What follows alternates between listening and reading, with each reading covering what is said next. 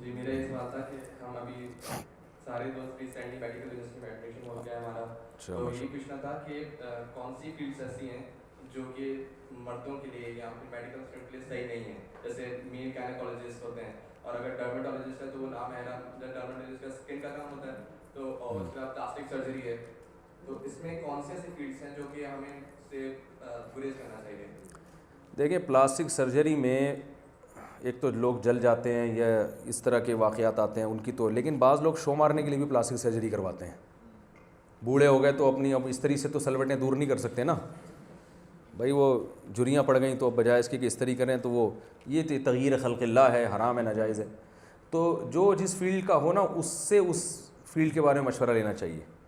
تو یہ مشورہ آپ ڈاکٹروں سے لیں جو سینئر ڈاکٹر ہیں نا, وہ آپ کو بتائیں گے کہ اس فیلڈ میں آگے آپ کیا کیا خدمات کر سکتے ہیں. اب گائنی میں جانا تو آپ کے لیے بالکل ہی صحیح نہیں ہے. مرد کا کیا کام ہے, ٹھیک ہے نا, وہاں کھڑے ہو کر وہ یہ سارا اور بڑی بے حیائی ہوتی ہے. آپ مجھ سے زیادہ جانتے ہوں گے. تو یہ تو خواتین کے لیے چھوڑ دیں, یہ جو شعبہ ہے نا یہ اس کو خواتین کے لیے چھوڑ دیں. یہ آپ کو ڈاکٹر زیادہ اچھا مشورہ دے سکتے ہیں, ٹھیک ہے نا.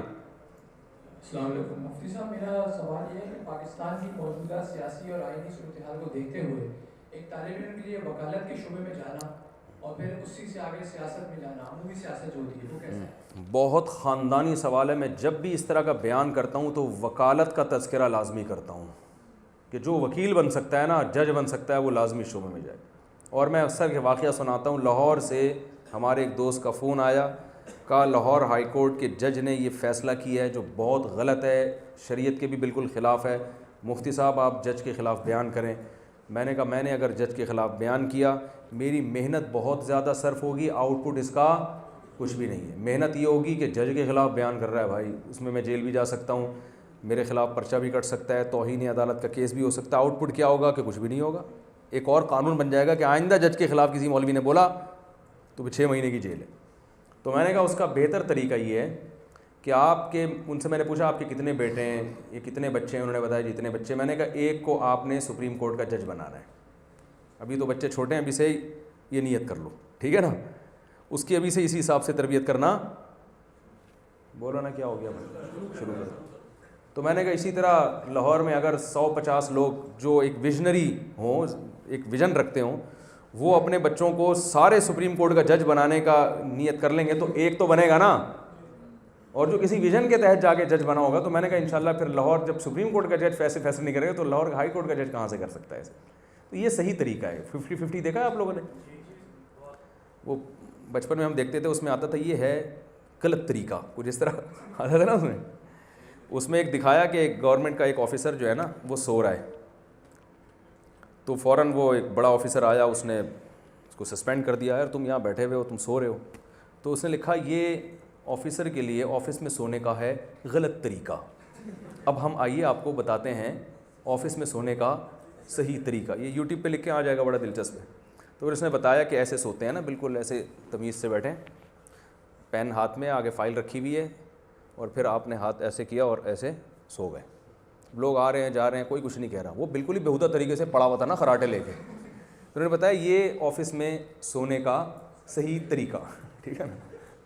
تو جج کو چینج کرنا, جج کے خلاف بیان دینا, یہ برائی کو ختم کرنے کا غلط طریقہ ہے. صحیح طریقہ یہ ہے کہ یار کوئی پابندی تو نہیں گورنمنٹ کی طرف سے, آپ کا بچہ بھی جج بن سکتا ہے.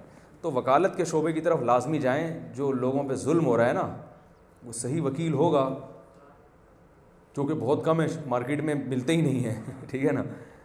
تو وہ جائیں, وہ تو بہت وقت کی بڑی ضرورت ہے.